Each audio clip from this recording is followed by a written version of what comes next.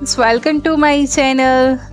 સાદા મકાઈના દાણાને ક્રિસ્પી, મસાલેદાર અને ટેસ્ટી ડીશમાં કેવી રીતે બદલી શકાય કે દરેક બાઈટ સાથે મજા આવી જાય, તો આજે આપણે એવા જ ક્રિસ્પી અને ટેસ્ટી એવા કોર્ન પેપર મસાલા બનાવીશું, જેમાં એકદમ ક્રિસ્પી કોર્નને રેડી કરીશું.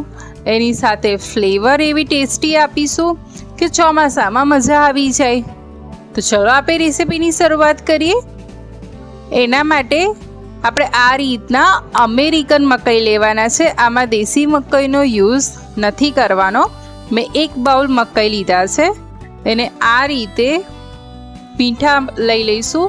આપણે મકાઈમાં સિઝનિંગ કરવા મીઠું ચોક્કસથી એડ કરવું, અને ઉભરો આવી જાય પાણીમાં આ રીતે, ત્યારબાદ આપણે મકાઈ એડ કરી લઈશું.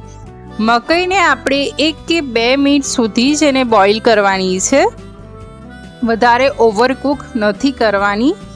1 કે 2 મિનિટ કૂક થઈ જાય ત્યારબાદ આ રીતે સ્ટ્રેનરમાં લઈ એનું પાણી એક્સ્ટ્રા રિમૂવ કરી લઈશું. ત્યારબાદ આ રીતે એક મોટા બાઉલમાં આપણી જે મકાઈ સ્ટ્રેન કરી હતી એ લઈ લઈશું. એમાં 2 મોટી ચમચી મેદો એડ કરીશું, અને આ રીતે એને હાથેથી બાઉલથી ઉછાળી અને એનો કોટિંગ કરવાનું છે.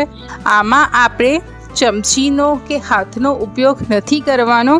જો તમે ચમચીનો કે હાથનો ઉપયોગ કરશો તો એના પર પ્રોપર કોટિંગ નહીં બેસે અને કોટિંગ રિમૂવ થઈ જશે હાથ અડવાથી. હવે 2 ચમચી જેટલું પાણી એડ કરવાનું, અને ફરી આ રીતે બાઉલ શેક કરતાં જ આપણે એના પર કોટિંગ કરવાનું છે. પાણી એડ એટલે કરવાનું હોય છે કે જ્યારે આપણે લોટ એડ કર્યો હતો ત્યારે એ લોટ થોડો નીચે બેસી ગયો હોય, એટલા માટે આપણે એડ કરવાનો છે.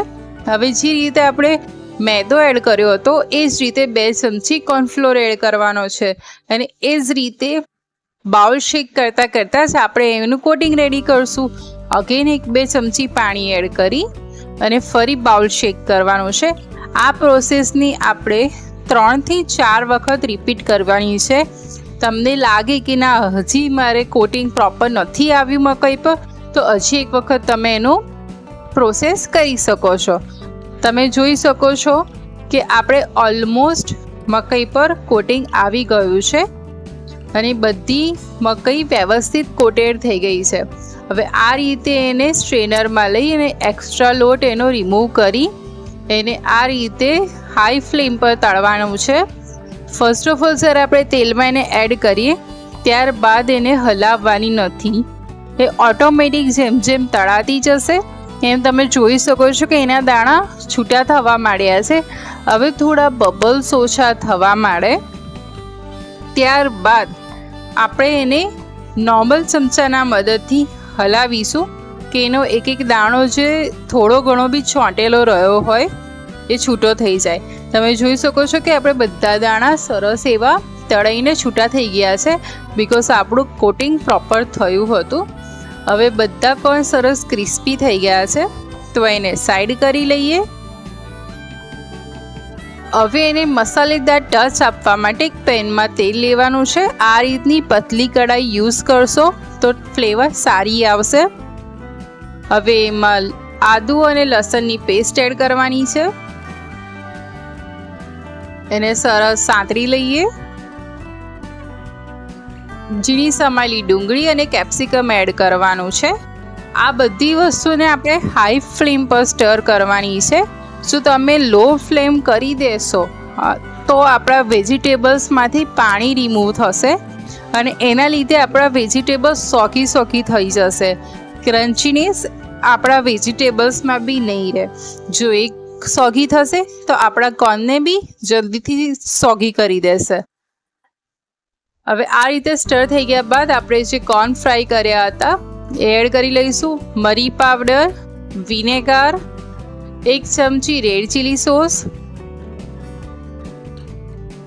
1 ચમચી green chilli sauce, 1/2 spoon soya sauce. અત્યારે મેં લાઇટ સોયા સોસ યુઝ કર્યો છે, તમે એની જગ્યાએ ડાર્ક સોયા સોસ બી યુઝ કરી શકો છો. બધાને હવે સરસ મિક્સ કરી લઈશું. આ બધી જ વસ્તુ આપણે હાઈ ફ્લેમ પર કરવાની છે, લો ફ્લેમ નથી કરવાની. બધું સરસ મિક્સ થઈ ગયું છે. થોડું વેજીટેબલ્સના ભાગનું મીઠું એડ કરી બધું સરસ ફરી મિક્સ કરી લઈએ.